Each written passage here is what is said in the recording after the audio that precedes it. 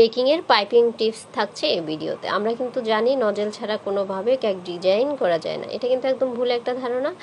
একটা পাইপিং ব্যাগের মাথার অংশ বেশ খানিকটা কেটে নিয়ে কিন্তু আপনারা এভাবে সুন্দর করে ডিজাইন করে নিতে পারেন। এখানে আবারও হচ্ছে সেম পাইপিং ব্যাগটা দিয়ে দুপাশ থেকে দুটা টান দিয়ে মাঝখানে মিলিয়ে নিলেই কিন্তু এই সুন্দর হার্ট শেপগুলো আপনারা তৈরি করতে পারবেন। আদিগুলো দিয়েও কিন্তু কেক ডিজাইন করে নিতে পারবেন।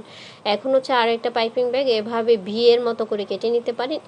ভি, আমরা যে ভিটা লিখি ঠিক সেরকম ভি এর মতো করে কেটে হাতটাকে এভাবে ঘুরিয়ে হচ্ছে ঢেউ যেরকম হয়ে থাকে ঠিক সেরকম ঢেউয়ের মতো করে টান দিয়ে নিলেই কিন্তু এই সুন্দর ডিজাইনটা আপনারা করতে পারবেন। এখন হচ্ছে সেম পাইপিং ব্যাগটা দিয়ে এভাবে হাতটাকে একটু খুব সুন্দর করে কাঁপিয়ে উপরে উঠালে কিন্তু এই সুন্দর পাতাগুলো তৈরি হবে। যদি ছোট করে আপনারা হাতটাকে কাঁপিয়ে উঠান তাহলে আরও ছোট পাতা তৈরি করতে পারবেন।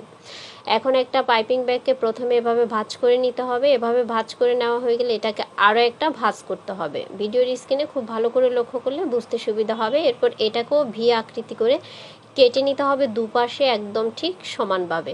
এই তো, এটা অনেকটা 6B নজেলের মতো কাজ করবে।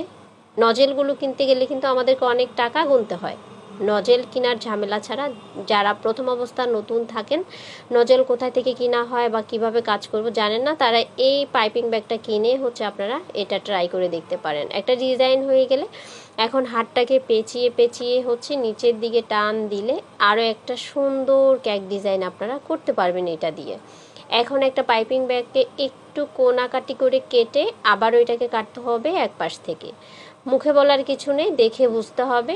এখন এটা চিকন পাশ উপরে আর মোটা পাশ নিচে রেখে এভাবে হচ্ছে আপনারা ডিজাইন করে নিতে পারবেন। অনেকটা রোজ নজেলের মতো এটা কাজে আসবে।